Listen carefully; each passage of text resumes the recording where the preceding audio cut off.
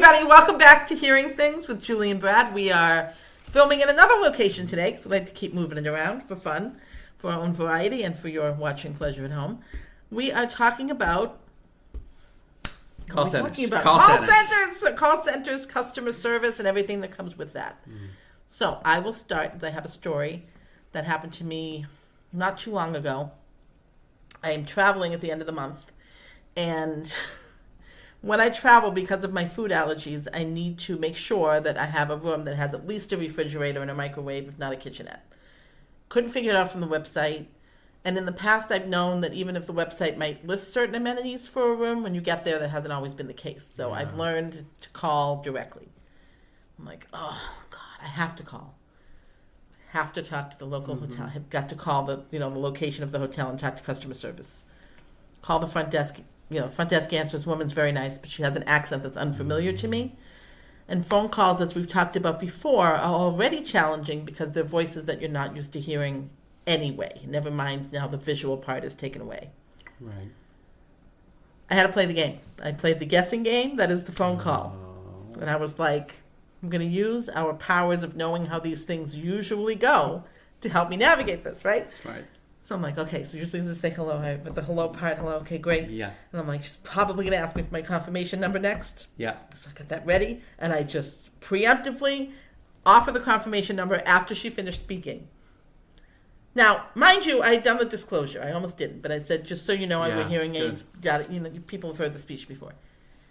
Rattle off the confirmation number with confidence, only to be met with this. May I have your confirmation number, please? And I'm like, well, there's more information in there that apparently I didn't understand. Whoops. Yeah, that's tough. It wasn't good. Call continues.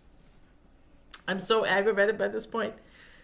I think she has assured me that there's a microwave and a fridge. Yeah. I hope that I heard that correctly. You'll find out. Hopefully there's one there when I arrive. Otherwise, we'll be eating Ritz crackers. I don't know what I'm going to do. So, because of my, with my severe food allergies, I can't eat out. It's just too hard. So, it was a very stressful phone call.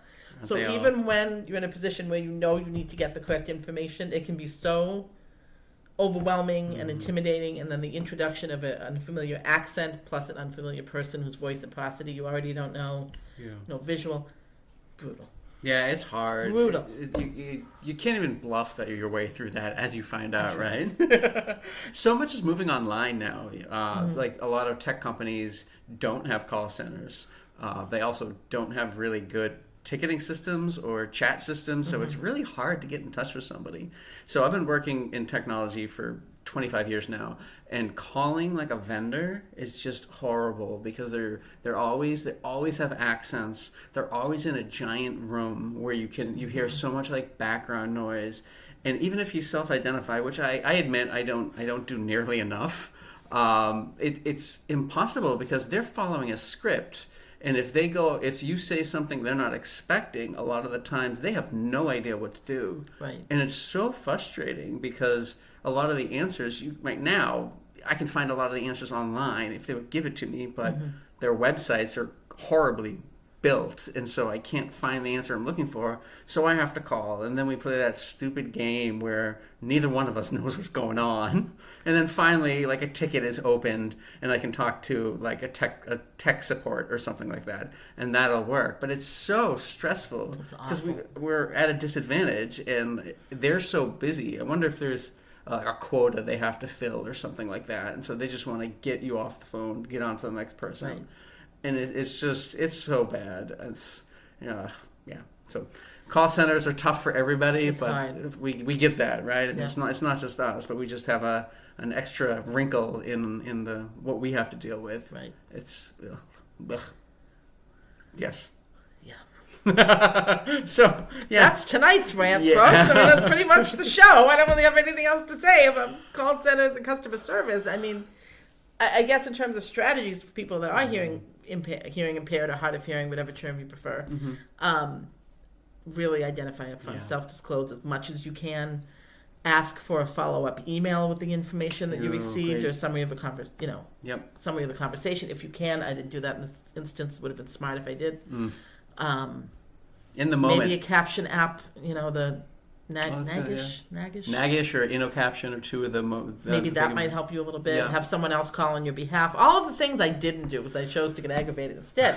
But now that I sit here and reflect, here's some tips for everyone at home to avoid what I had to go through. Don't do what Julie did.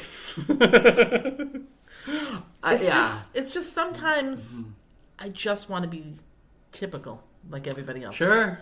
Relative to my hearing. Right. Like, it's just be nice to just do the things that most people are able to do without thinking.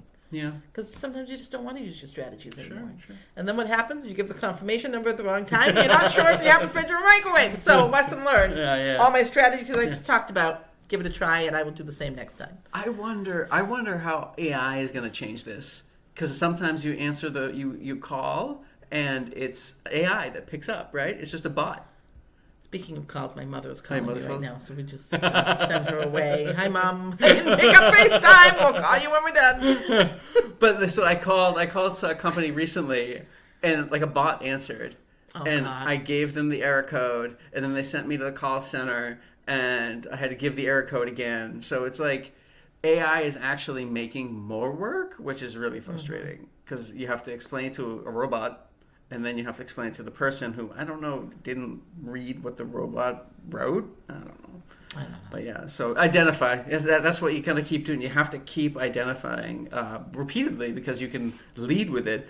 But 2 sentences later, they forget.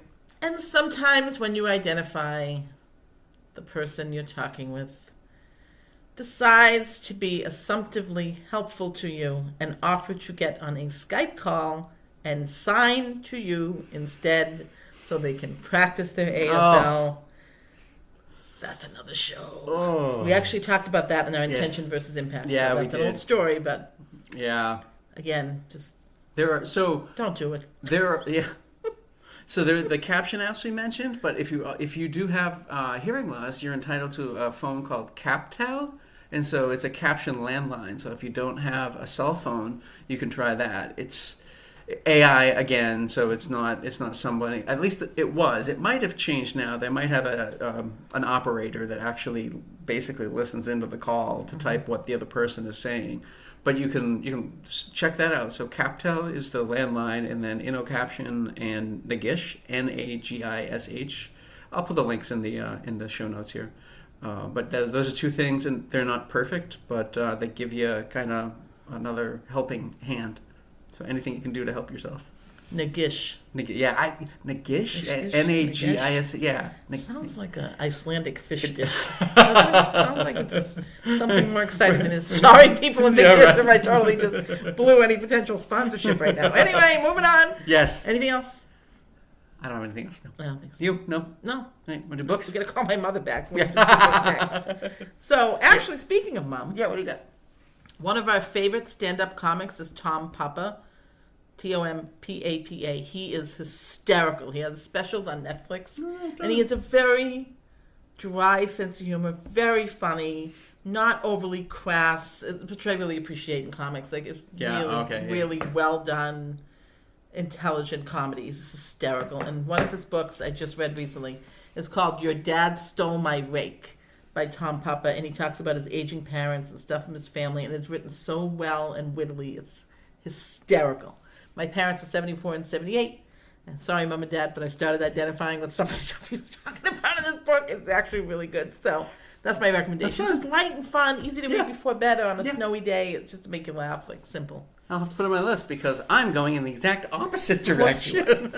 What is that? So this is the illustrated version of Tale of the Genji. And so this is coming out in March, which is National Women's History Month. Oh, no kidding. And so the Tale of the Genji was written in 1010 by Murasaki Shibuki. And it is widely believed, because you never know, to be the first novel in the world. That's very cool. So I haven't read it yet, I haven't started it, but this is the illustrated edition, so it goes into like a historical time when she was writing, to put it in perspective. Yes. Question. Yeah. So this gigantic thing that you can probably throw large. at somebody intruding in your house. Yeah. This is the Don't whole throw a book. Original text. So it's the original text plus there's like commentary and history included. Okay, so this isn't And images as well. straight, purely the original text It's more. document. This is one long, first ambitious novel. If this is No, it's not. So I would say like a third of Don't that. mind me as I totally take over. Go for it. Here. Look at that. Yeah. Oh, that's cool. That's different. So it puts into perspective what she's writing about. Okay. So that's what it is. Yeah, I'm going to enjoy it. I like these kind of books. Good. It's like an illustrated manuscript. So those are fun. Very cool. But yeah, so I like to put some meaning behind it. I've been meaning to read it for a while because I like reading things for their historical context as well. Mm-hmm. Sometimes the books aren't good, but like it's interesting to see where things started or certain way stations along the progression of books and cultures and stuff like that. So Cool. I like it. Yeah, let me So, know who it is. Tale of Genji, Awesome. and I will let you know. Yeah. Matches the screen behind us. Oh, that's true. Yeah. All right, everybody. I think that's it. Yeah, this was That's a bit it. We're of gonna call Mom. this was a bit of hodgepodge, but hopefully it was some helpful tips. And if anyone has any tips that they use when calling help desks or whatever, please comment below. Let us know. All right. Bye everybody.